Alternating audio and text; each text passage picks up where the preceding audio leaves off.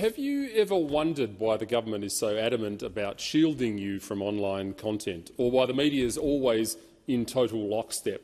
Now, I've no doubt it's quite comforting to believe the government knows what's best for you and that they've got your back, but if you're anything like me, alarm bells go off when you hear that the government is safeguarding your interests, especially when it comes to censorship. Whether you call it the mass media, the legacy media, the mainstream media, the free press, journalists of the past bravely exposed scandals without fear or favour, and some still do today, but they're often met with backlash and ridicule and diatribe. The media once hailed itself as the fourth estate, a crucial check against government overreach and corruption, and an indispensable pair for the pillar of democracy. Journalism was an honourable pursuit driven by ethics and a commitment to the truth. However, control over traditional media outlets soon became consolidated into a few hands, and over the past 3 decades or so, journalism has drastically declined. Journalists today are pressured by their employers to craft narratives rather than report facts, with those narratives commonly aligning with corporate and government interests.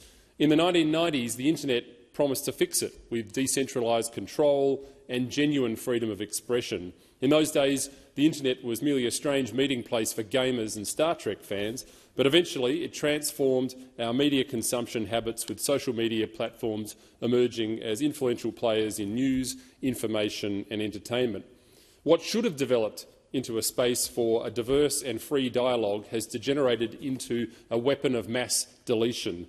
Twitter, now X, was perfectly acceptable to the establishment when it was populated for and curated by aggrieved academics giving each other virtual backrubs over the horrors of cheap coal-fired power and colonialism.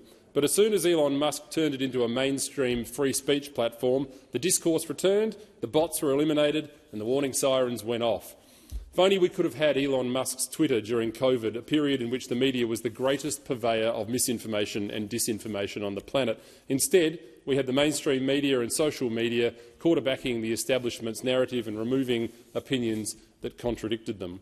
The Twitter files scandal in the US exposed the cosy relationship between these platforms and government agencies, echoing past instances of media manipulation. And the domestic Home Affairs censorship saga I exposed last year did a similar thing right here in Australia. And if you think this sounds too far-fetched, remember that in the 1960s the CIA ran Operation Mockingbird, a clandestine venture designed to influence journalists and media organisations in order to affect public opinion and control the news cycles. Many social media platforms to this day hire former intelligence employees, most of whom work in trust and safety teams, determining what content gets amplified, fact-checked and what gets taken down entirely.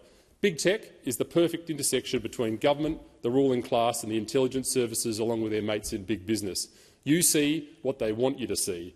Australia is at the tip of the spear of the global censorship movement, and I suspect that many who are involved are blissfully unaware and think that they're doing the right thing by shutting down and deleting so-called mis- and disinformation. But let's be clear, the government isn't thinking about your safety, and it doesn't care about misinformation.